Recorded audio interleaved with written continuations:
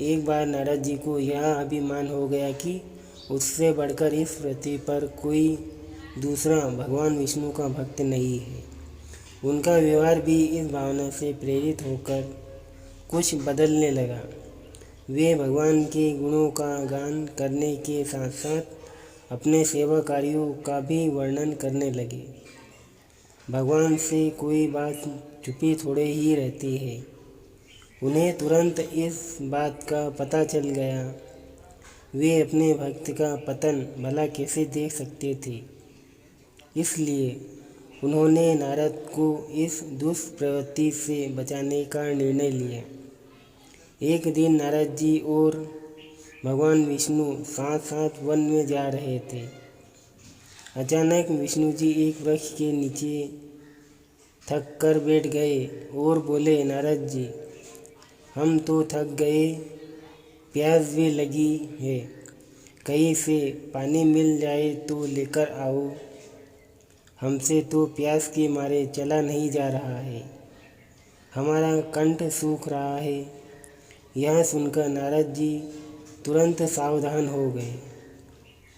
उनके होते हुए भगवान भला प्यासे रहे।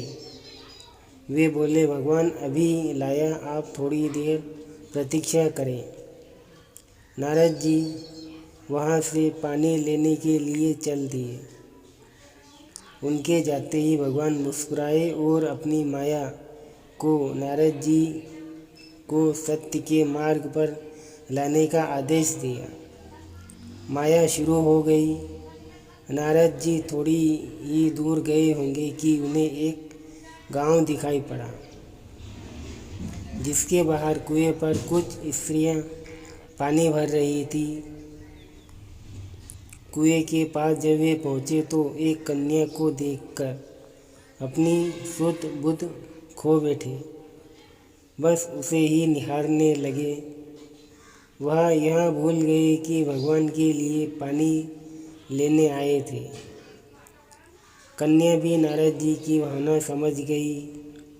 वह जल्दी जल्दी जल से घड़ा भरकर अपनी सहेलियों को पीछे छोड़कर घर की ओर चली गई। नारद जी भी उसके पीछे चल दिए।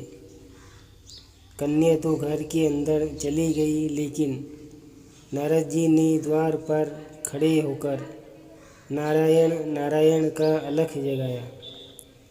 गृह स्वामी नारायण का नाम सुनकर बाहर आया। उसने नारद जी को तुरंत पहचान लिया। अत्यंत विनम्र और आदर के साथ वह नारद जी को घर के अंदर ले गया और उनके हाथ पैर धोकर स्वच्छ आसन पर बिठाया तथा उनकी सेवा सत्कार में कोई कमी न छोड़ी।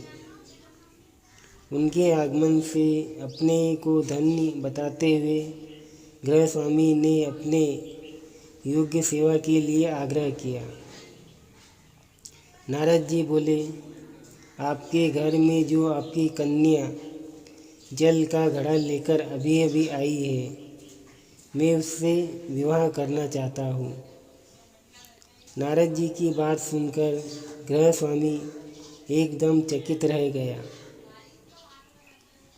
लेकिन उसे प्रसन्नता हुई कि मेरी कन्या एक ऐसे महान योगी तथा संत के पास जाएगी।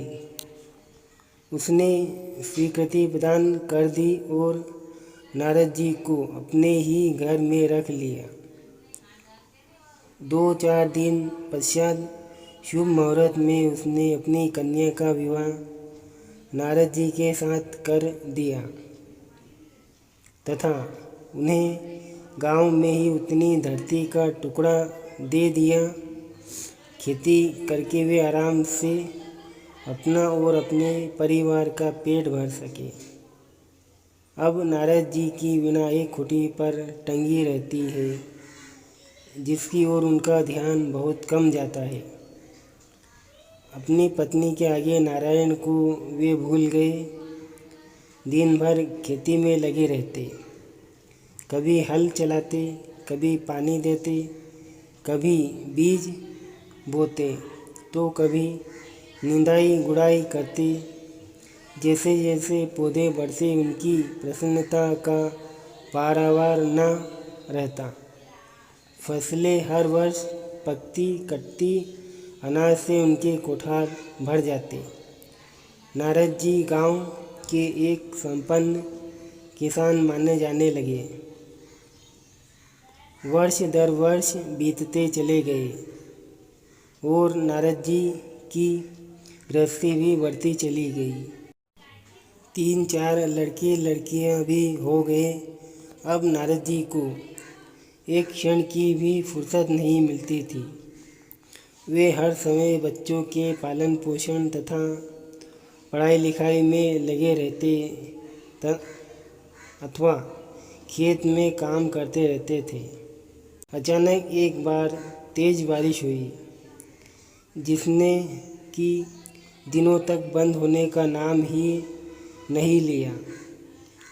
बादलों की गरज और बिजली की कड़क ने सबके हृदय में भय उत्पन्न कर दिया। मूसलाधार वर्षा ने गांव के पास बहने वाली नदी में बाढ़ की स्थिति पैदा कर दी। चारों ओर पानी ही पानी फैल गया। कच्चे पक्के सभी मकान ढहने लगे।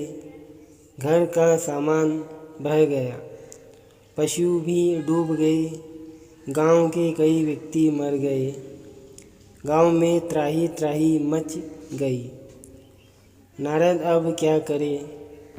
उन्होंने भी घर में जो थोड़ा कीमती सामान बचा था उसकी गठरी बांधी और अपनी पत्नी तथा बच्चों को लेकर जान बचाने के लिए पानी में से होते हुए बाहर निकलने लगे। नारद जी बगल में गठरी थामे हाथ में एक बच्चे को पकड़े और दूसरे हाथ में अपनी पत्नी को संभाले हुए थे। पत्नी भी एक बच्चे को गोद में और एक का हाथ पकड़े धीरे धीरे आगे बढ़ने लगी। पानी का बहाव अत्यंत तेज था तथा यह भी पता नहीं चलता था कि कहाँ गड्ढा है और कहाँ टीला। अचानक नारद जी ने ठोकर खाई और गठरी बगल से निकल कर बह गई। नारद जी गठरी कैसे पकड़ते? दोनों हाथ तो घिरे थे। मन समझाकर सोचा फिर कमा लेंगे। कुछ दूर जाने पर पत्नी एक गड्ढे में गिर पड़ी और गोद का बच्चा छूटकर बह गया। पत्नी बहुत रोई, लेकिन क्या हो सकता था। धीरे धीरे और 2 बच्चे भी पानी में बह गए। उन्होंने बहुत कोशिश की बचाने की, लेकिन कुछ न हो सका। दोनों पति पत्नी बड़े दुखी, रोते कलपते एक दूसरे को सांत्वना देते कोई ऊंची जगह ढूंढते रहे। एक जगह आगे चलकर दोनों एक गड्ढे में समा गए। नारद जी तो किसी प्रकार गड्ढे में से निकल आए, मगर उनकी पत्नी का पता कहीं नहीं चला। बहुत देर तक नारद जी उसे इधर उधर दूर दूर तक ढूंढते रहे, लेकिन व्यर्थ। रोते रोते उनका बुरा हाल था। हृदय पत्नी और बच्चों को याद करके फटा जा रहा था। उनकी तो सारी गृहस्थी उजड़ गई थी। बेचारे क्या करें, किसे कोसे? अपने भाग्य को या भगवान को? भगवान का ध्यान आते ही नारद जी के मस्तिष्क में प्रकाश फैल गया और पुरानी सारी बातें याद आ गई। वे किस लिए आए थे और कहाँ आ गए। भगवान विष्णु तो उनकी प्रतीक्षा कर रहे होंगे। ये तो उनके लिए जल लेने आए थे और यहाँ गृहस्थी बसाकर बैठ गए। वर्षों बीत गए गृहस्थी को बसने में और फिर सब नष्ट हो गया। क्या भगवान अब भी मेरी प्रतीक्षा में उसी वृक्ष के नीचे बैठे होंगे? यह सोचते ही वह बाढ़ नदारद हो गई। गांव अंतर्ध्यान हो गया। वे तो घने वन में खड़े थे। नारद जी पछताते और घबराते हुए दौड़े। देखा कुछ ही दूर पर उसी वृक्ष के नीचे भगवान लेटे हैं। नारद जी को देखते ही उठ बैठे और बोले, अरे नारद, तुम कहाँ चले गए थे? बड़ी देर लगा दी, पानी लाए या नहीं? नारद जी भगवान के चरण पकड़कर बैठ गए और लगे अश्रु बहाने। उनके मुंह से एक बोल भी नहीं निकल रहा था। भगवान मुस्कुराए और बोले, तुम अभी तो गए थे, कुछ अधिक देर थोड़े ही हुई है। लेकिन नारद जी को लगा था कि वर्षों बीत गए। अब उनकी समझ में आया यह सब भगवान की माया थी, जो उनके अभिमान को चूर चूर करने के लिए रची हुई थी। वे सोचने लगे, उन्हें बहुत बड़ा घमंड था कि उनसे बढ़कर त्रिलोक में दूसरा कोई भक्त नहीं है। लेकिन एक स्त्री को देखकर वे भगवान को भूल गए। उनको पछतावा होने लगा। उनका घमंड जरा सी देर में ढेर हो गया। वे पुनः सरलता और विनय के साथ भगवान के गुणगान करने लगे। वीडियो पसंद आए तो लाइक, शेयर और चैनल सब्सक्राइब करें।